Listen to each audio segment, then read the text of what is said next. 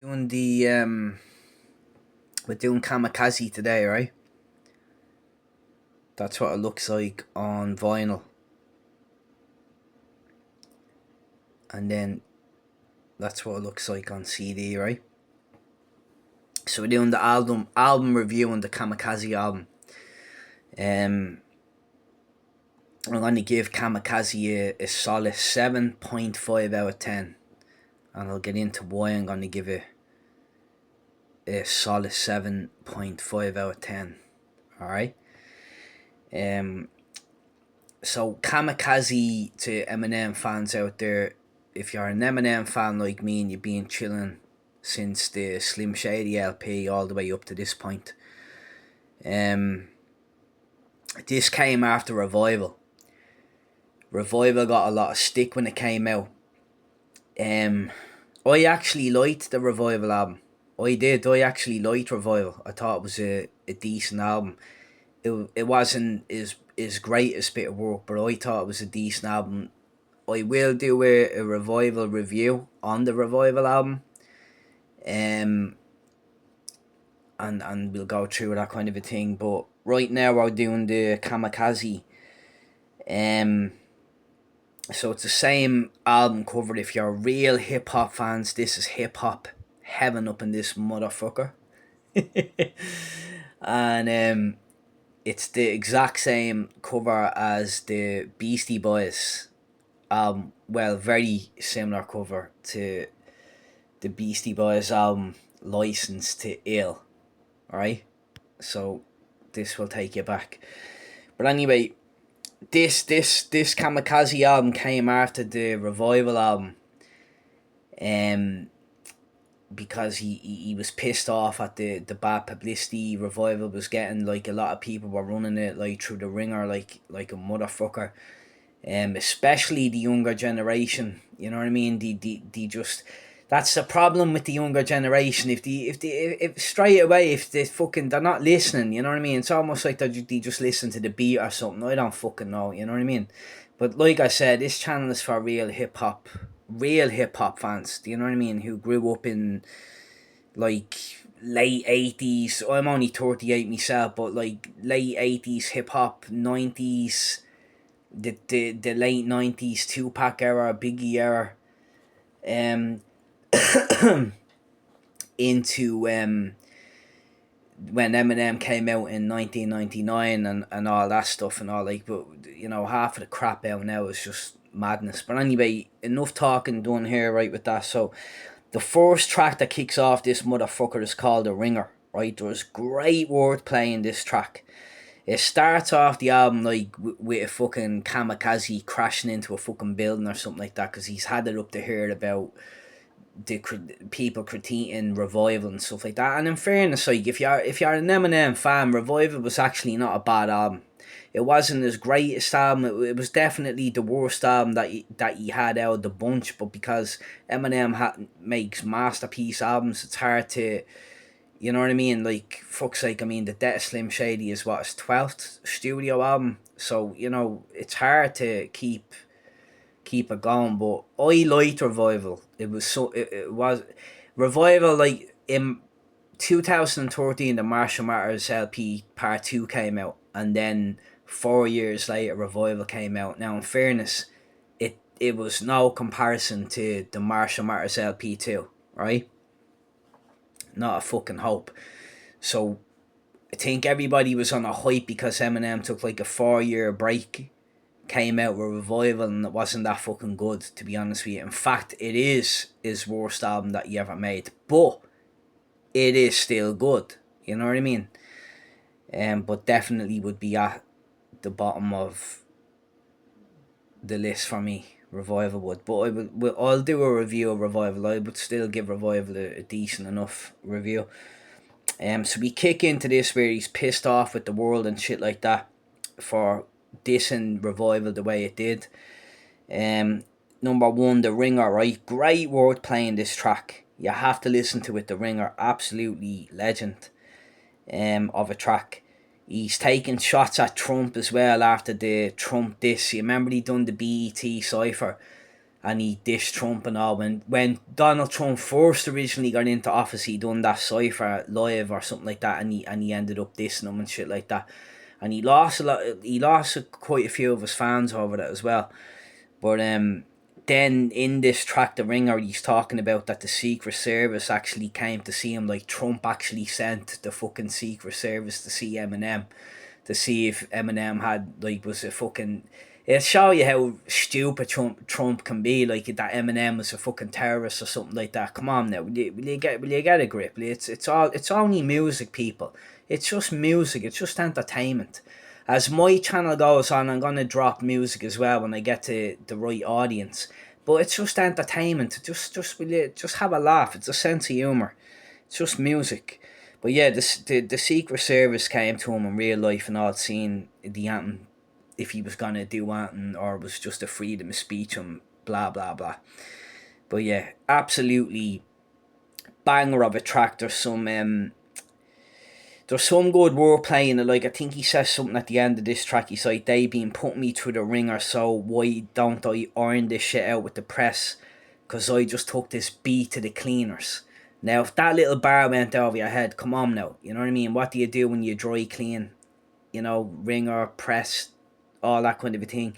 So, you know what I mean? He's like, they been putting me through the ringer, so why don't I iron this shit out with the press?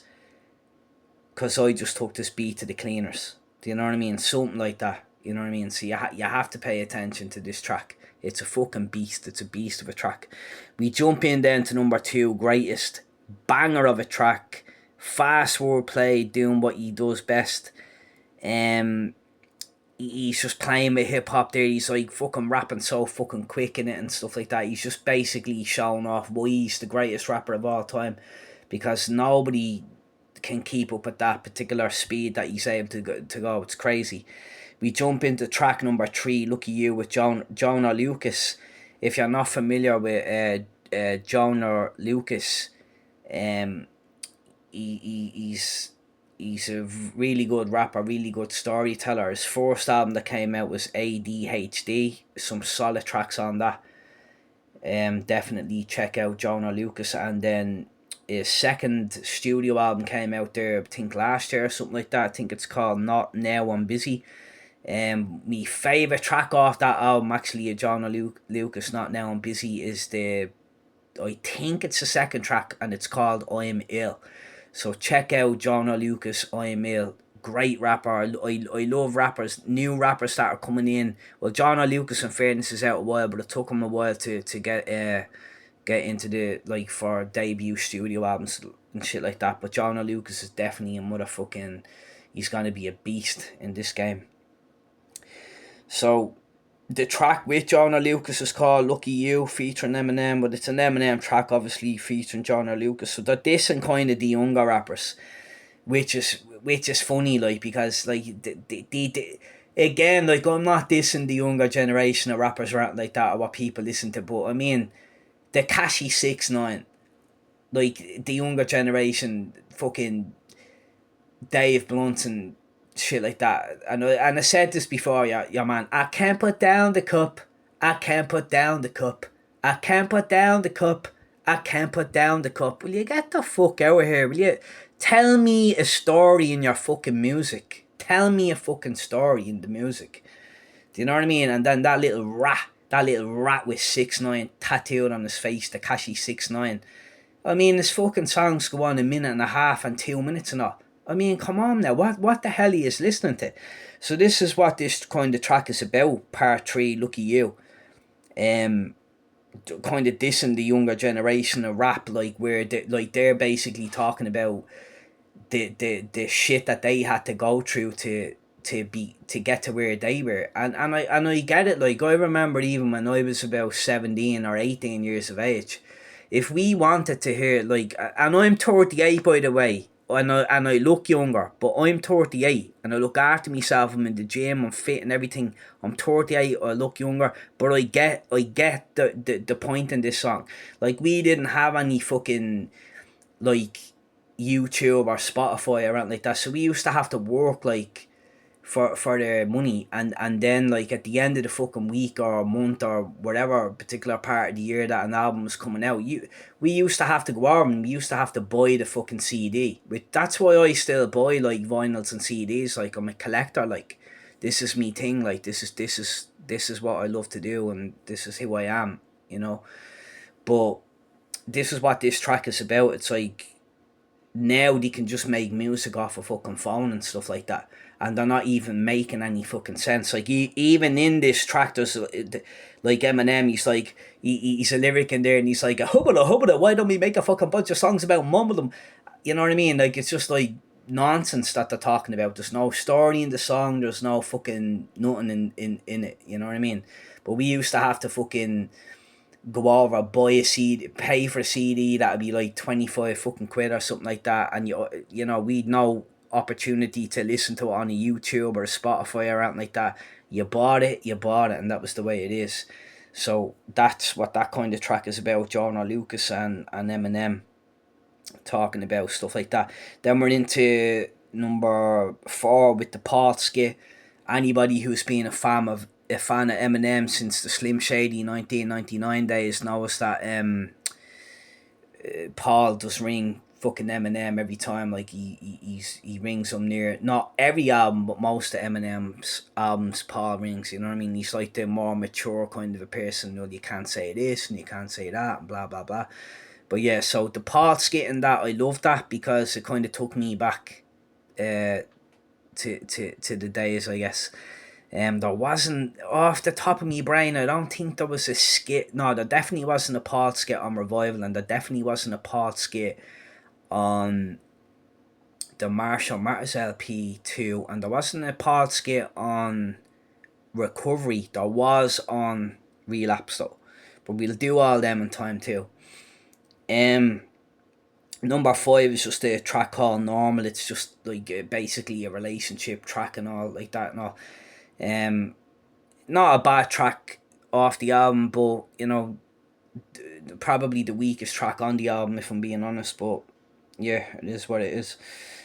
6 then M calls Paul, and he's like Eminem is pissed off. Like in the background, it's like you can hear it, the thing if you're driving and you have the thing in the background. Turn left, turn right, turn left, turn right, and he's basically giving some critic or something like that a bit of a diss for dissing the Revival album and stuff like that. And then we go into a song called Stepping Stone, absolute banger of a track, one of my favourites off the album. I love the beat in it, I love the track completely. I get the whole rise and fall of D12. Where real hip hop fans will take you back into Devil's Night. 2001, I think Devil's Night came out. I'm nearly sure now. I would think this shit off the top of me fucking dome because I have it all stored in my head about hip hop and shit like that. So Devil's Night I think came out in 2001. D12 were the group that Eminem had, like Wu-Tang Clan and NWA and stuff like that. So D12 was that group. So the Devil's Night album is an absolute masterpiece. You have to check that one out too. And then in 2004, D12 World dropped, and then in fucking 2006, Proof got shot, and that was pretty much the end of D12. So this album, Stepping Stone, is a banger. Like any real Eminem fans that's been on the journey since 1999. It's well, I don't really like saying the rise and fall of D12 because I think now they're even all better, even though they're doing their solo shit. But it's a track talking about basically how in 2001 and 2004, like the record sales were going through the roof.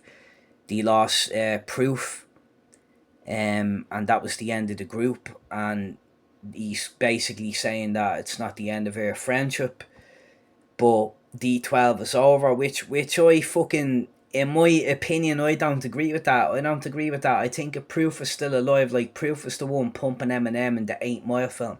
I think if Proof was still alive, he'd want them to do a trilogy album, a D12.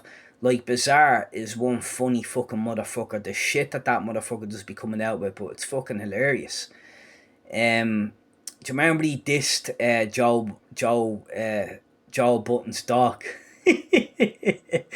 Bizarre dissed the fucking dog. He's the first rapper that I've ever heard dissing the fucking dog, but it was fucking comical. He was like, "Damn, you love that dog to death. Good, so you can watch him take his last breath." And then the dog ended up fucking dying. And then Bizarre goes on apologising for dissing the dog. He's a fucking mad cunt. But Kanoiva is a solid artist as well. He's an album out called Alpha Underdog.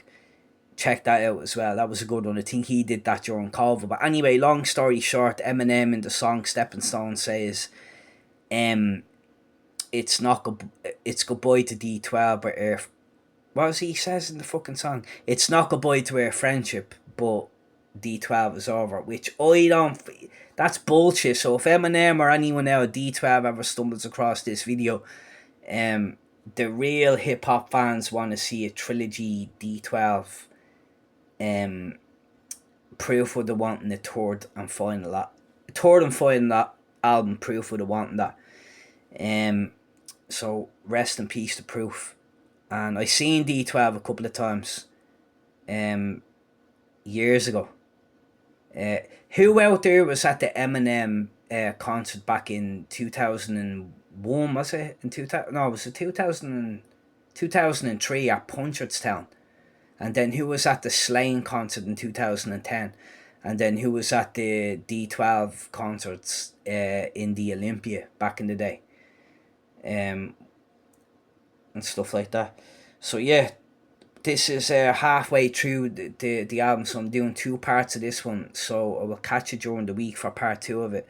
But yeah, Eminem Kamikaze review, 7.5 out of 10 for me. Peace, and I'll catch you soon. God bless.